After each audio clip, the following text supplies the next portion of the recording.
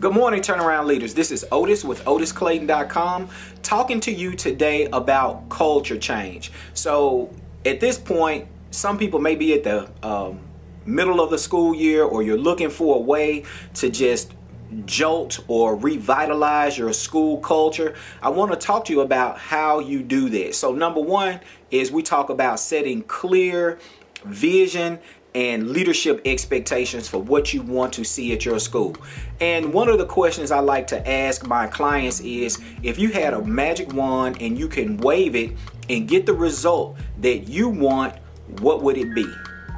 And part two of that, what is, looking at the result that you want and where you are now, what needs to be done so that we can fill in the gap? And so that just eases the pressure off of the leader to just think and wonder and wish, because that's what we want to do.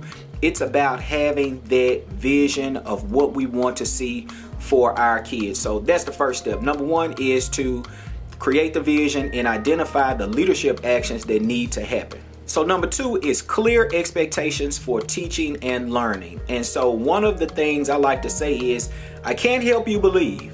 However, you must believe that all kids can learn. And so when we have the understanding that all kids can learn, we look to pull out the very best in them. And we pull out the very best by preparing our lessons, getting feedback, brushing up on our content, looking for strategies to increase our instructional effectiveness, because the teacher effectiveness measure that was done by Bill Gates talks about an effective teacher every day will increase student achievement and growth by 1 and 1.5 years if they implement the proper strategy. So there have to be clear expectations for teaching and learning. So number three, you want to measure. Now that you've identified clear expectations for teaching and learning, the vision and leadership actions, you want to put measurements into place. So the groups that you want to measure the effectiveness with, of course, you're going to use student achievement data with common assessments, but you want to measure parents. You want to talk to your teachers on a regular basis.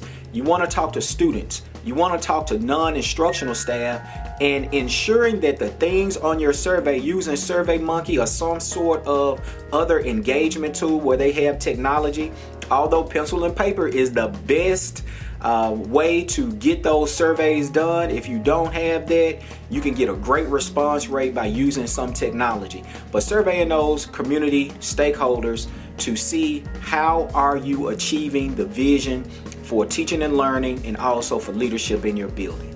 And the last step, step number 4, is to meet and regroup. So change will happen at the speed of trust. And one of the ways to cultivate trust is just to be open and honest and transparent about reviewing that data, looking at where you are and where you want to be. And where are the pitfalls? You don't have to create these lists. People solve problems. So we have to identify what our challenges are, and we have to step up to the plate and be accountable for what it is that we said we're going to do. And I like that phrase. I don't know where I got it from. I stole it from somebody. And so I stole it from somebody. You can steal it from me. But change happens at the speed of trust. I really like that statement, because when you are in a turnaround situation, things can sometimes get a little wild and people can become upset. But we have to know that we're doing the very best we can for children, because they are our future and they are important. All right, guys, please like this video, share it with 5 educators, and subscribe to this channel for more great content about how you can become a better turnaround leader and implement these changes into your practice. All right, guys, I'm Otis with OtisClayton.com. Have a great day.